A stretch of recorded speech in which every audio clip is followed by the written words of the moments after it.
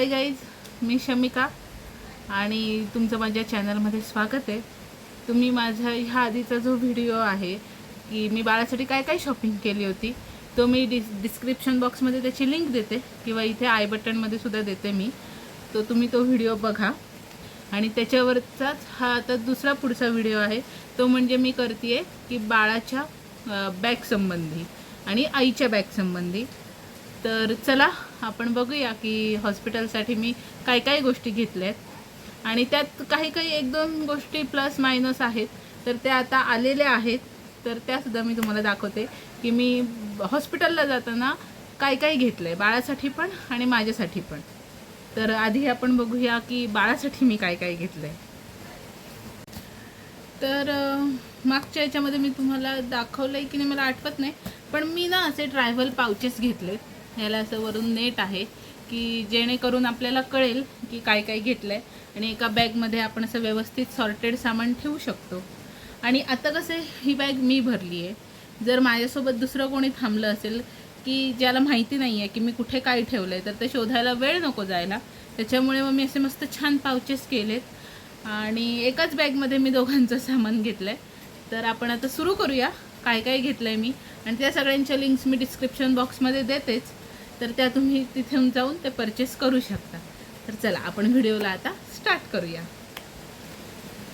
मी जे तुम्हाला आत्ता जे कपडे दाखवते ते मी आत्ता घेतलेत, कारण आपण असं म्हणतो की म्हणजे आमच्या इथे महाराष्ट्रात तरी बाळाला आधी जुने कपडे घातले जातात, म्हणजे आधीच्या बाळाचे कपडे घातले जातात जे वापरलेत। तर ते सुद्धा कपडे आहेत माझ्याकडे, पण ते आत्ता धुवून आम्ही वाळत टाकलेले आहेत, त्यामुळे ते मी आत्ता नाही दाखवू शकत आहे। पण मी त्या जोडीला मी आता नवीन कपडेसुद्धा थोडेसे घेतलेत, म्हणजे मी तुम्हाला ते दाखवते की मी काय काय घेतले, त्याच्यावरनं तुम्हाला आयडिया येईलच। तर मी सगळ्यात पहिली एक असं स्वॅडल घेतलं आहे, मी हे तुम्हाला मागच्या व्हिडिओमध्ये दाखवलं होतं। हाऊसर अँड किंडर्सचं हे मस्त छान असं हे दुपटं आहे, जे स्वॅडल आहे हे मी एक मीटरचं आहे, हे म्हणजे 1:1 मीटरचं हे मस्त मोठं आहे, छान आहे। तर ते एक मी घेतलं आहे। त्याच्यानंतर हे बाळाचे कॉटनचे कपडे आहेत, हे मी काही 2-3 लंगोट घेतलेत बाळाला। त्याच्यानंतर हे तीन मी हे झबली घेतली आहेत बाळाची, ही प्युअर कॉटनची आहेत आणि हे कपडेसुद्धा धुवून घेतलेले आहेत। त्याच्यानंतर हे पण बाळाचे लंगोट आहेत, हे सेट आला होता होजिएरीचा, तर हे असे 3 घेतलेत मी। हे असे हे 3 त्याची झबली घेतलेली आहेत। मी हे सामान जे घेतलं आहे, आता माझा स्टे नॉर्मल झाली तर 4 ते 5 दिवस आहे आणि जर माझं सीझर झालं तर 5 ते 6 दिवस आहे, सो मी त्या हिशोबानं घेतले। सो तुम्ही हे तुमच्या डॉक्टरांना विचारा आधी की तुमचा स्टे किती दिवसांचा आहे आणि त्यानुसार तुम्ही कपडे घ्या। बरं, तुमच्या इथे जर सीझर होत असेल तर मला असं वाटतं की तुम्ही दोन्हीची तयारी करून जा, म्हणजे काही प्रॉब्लेम येणार नाही। आता माझं हॉस्पिटल घराच्या खूपच जवळ आहे, अगदी वॉकिंगवर 5 मिनटावर आहे, त्यामुळे मी थोडं माझं प्लस मायनस झालं किंवा काही घरी राहिलं तरी मी पटकन मागवू शकते। पण काही वेळेला काही गावांमधून दुसऱ्या गावाला जावं लागतं किंवा तालुक्याच्या गावाला जावं लागतं, त्याच्यामुळे तुम्ही मला असं वाटतं की 1-2 दिवसाचे जरा एक्स्ट्रा कपडे घेऊन जा सोबत, म्हणजे तुमची काही गैरसोय व्हायला नको। सो हे घेतलं आहे। नंतर त्याच्याच वरच्या ह्या 3 मॅचिंग टोप्या घेतल्यात मी अशा छान। त्याच्याच वरचे मॅचिंग हे पायमोजे, ह्याचे मी 4 जोड घेतलेत। हे मिटन्सचे पण मी 4 जोड घेतलेत, हे असे, म्हणजे जन्माला आल्या बाळाची नखं खूप वाढलेली असतात, सो ते खूप आपण त्याला दुपट्यामध्ये गुंडाळतो, पण जेव्हा आपण त्याला दुपट्यातनं बाहेर काढतो, थोडा वेळ फ्री सोडतो, तेव्हा त्याच्यासाठी ते उपयोगाचं आहे। हे मी तुम्हाला दाखवलं होते वॉश क्लोथ्स, हे मी आता 3च घेतलेत, जर लागले तर मग मी नंतर घेऊ शकते अजून जास्ती, पण मी आता सध्या तरी हे 3 वॉश क्लोथ घेतलेत। त्याच्यानंतर हे बाळासाठी अजून एक दुपट्टा आहे, हे बघा, मी अजून एक 4 वॉश क्लोथ आहेत, की हे मला मल्टीपर्पजसाठी यूज रुमाल आहेत. म्हणजे हे पण एक घेतलेलं आहे मी दुपटं. हे होजिएरीचं आहे, हे कॉटनचं आहे. तर हे बाळाला गुंडाळायला. प्लस एक जुनी सुती साडी आहे, मी त्याचेसुद्धा 3-4 हे घेऊन जाणार आहे सोबत. त्याच्यामुळे मी आत्ता फक्त हे 2च घेतलेत. आणि त्याच्यासाठी मी हे घेतले ड्राय शीट्स. या 3 आहेत मला वाटतं, नाही 2च आहेत. या मी 2 ड्राय शीट्स घेतले. सो मला असं वाटतं 4 दिवसाला एवढं इनफ होईल. पण जर नाहीच लागलं तर मी म्हटल्याप्रमाणे हॉस्पिटल जवळ आहे खूप. आणि मी असा एक ह्याचा छोटासा ट्रॅव्हल पाऊच केला आहे आणि ह्याच्यामध्ये सगळे कपडे त्याचे आलेले आहेत, बसलेले आहेत व्यवस्थित. तर मी एवढे सगळे हे बाळाचे कपडे आणि स्वॅडल्सवर मी जास्त भर दिला आहे. ते मी 5-6 घेणार आहे, कारण की आपल्याकडे पहिलं बाळाला छान असं उबदार वाटावं म्हणून त्यातच ठेवतात. ही अजून एक ड्रायशीट आहे, ही फ्रेंड्स ब्रँडची आहे आणि ही यूज अँड थ्रोवाली ड्रायशीट आहे. ही बघा, अशी ही फ्रेंड्सची ड्रायशीट आहे.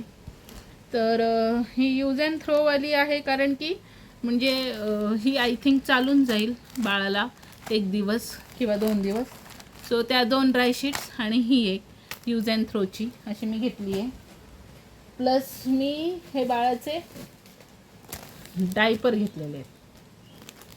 हे बघ, हे बाळाचे मी डायपर घेतलेत, कारण की न्यूबॉर्नला जनरली आपण घालत नाही, पण काही हॉस्पिटल्समध्ये घालतात. सो स्वतःचे असावे म्हणून मी हे डायपर घेतलेत. आणि मी मागच्या वेळीसुद्धा सांगितलं होतं की हे टेप डायपर आहे. म्हणजे हां राईट, हे बघा, हे असे टेप डायपर आहेत की जेणेकरून बाळांना काही प्रॉब्लेम नको व्हायला. सो मी हे पॅम्पर्सचे न्यू बेबीचे घेतलेले आहेत. ह्याचे रिव्ह्यू चांगले होते, त्याच्यामुळे मी हे घेतलेत. बरं, हा कुठलाही स्पॉन्सर व्हिडिओ नाही आहे, हे मी मागच्याही व्हिडिओमध्ये मेन्शन केलं होतं आणि ह्याही व्हिडिओमध्ये सांगते. हे सगळं मी स्वतः रिसर्च करून घेतलेलं आहे, त्याच्यामुळे हे घेतलेलं आहे. त्याच्यानंतर मी बाळासाठी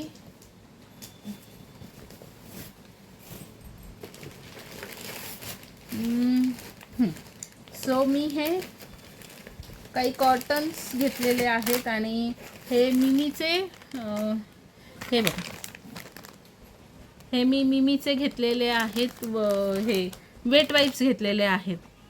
तर बाळाला क्लीन करायला त्याने शू केल्यावर तर इतकं नाही, पण आपण शी केल्यावरती त्याला नेहमी क्लीन करतो, त्यामुळे हे त्याच्यासाठी आहेत. प्लस हे मी किंवा माझ्यासोबत जे कोण थांबणार आहेत त्यांना पण कधी चेहरा पुसायचा असेल किंवा काय, तर त्यांच्यासाठी सुद्धा यूजफुल असेल हे. त्यामुळे मी आत्ता हा 72चा एकच पॅक घेतला आहे. तर हे एक घेतलेलं आहे मी.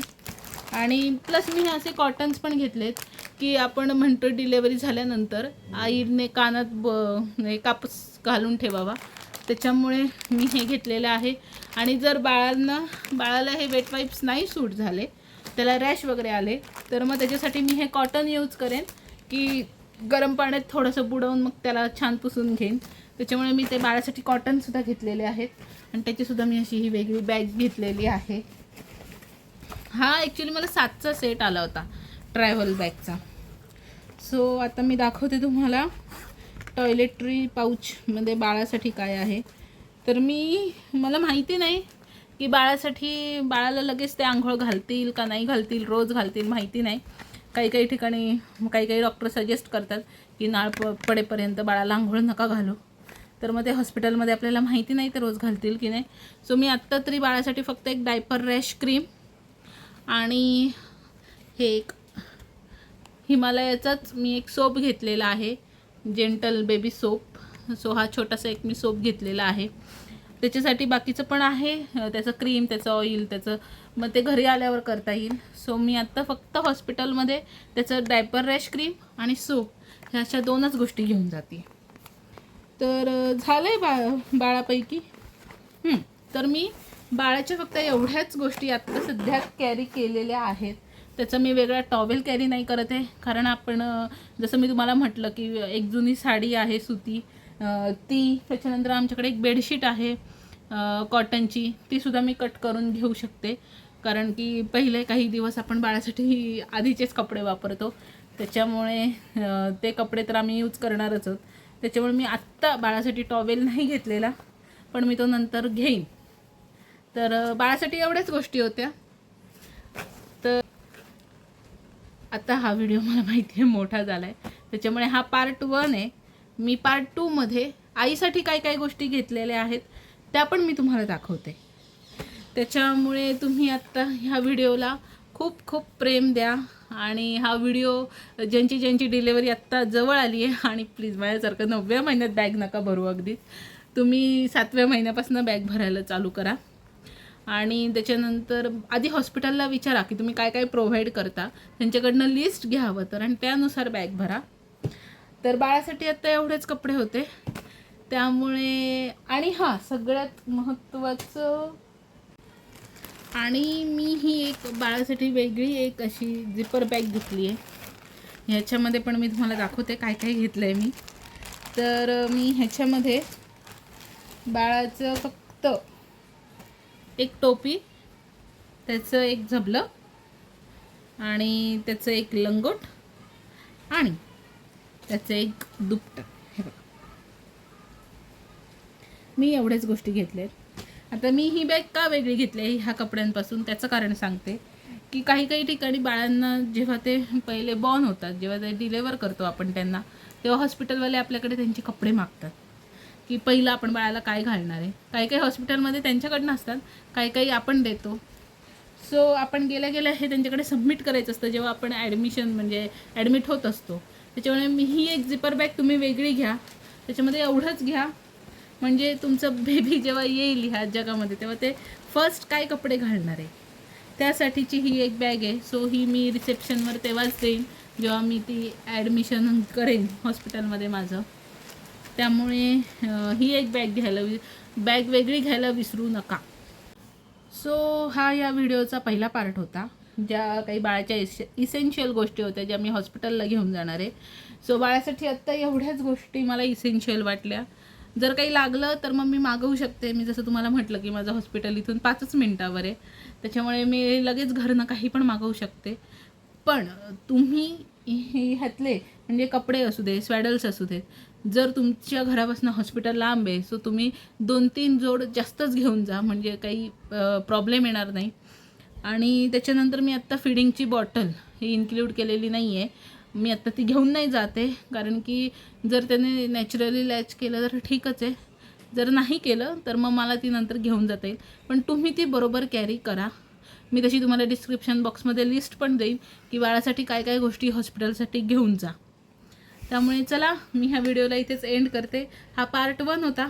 पार्ट 2 बघायला विसरू नका, कारण त्यामध्ये आईसाठीच्या इसेन्शियल्स गोष्टी आहेत. त्यामुळे चला, आपण भेटूया पुढच्या व्लॉगमध्ये. तोपर्यंत बाय बाय, काळजी घ्या. आणि माझ्यासारख्या सगळ्या ज्या आई होणार आहेत किंवा ज्या आत्ताच आई झालेत त्या सगळ्यांना कॉंग्रॅच्युलेशन्स आणि all the best for your new journey.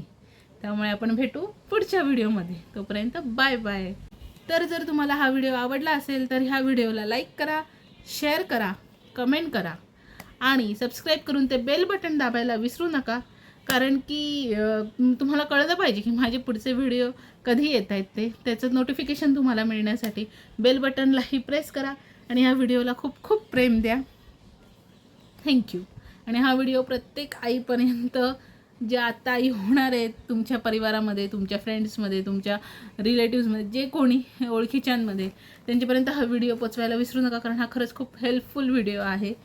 आणि हाही व्हिडिओला खूप खूप प्रेम द्या. थँक्यू.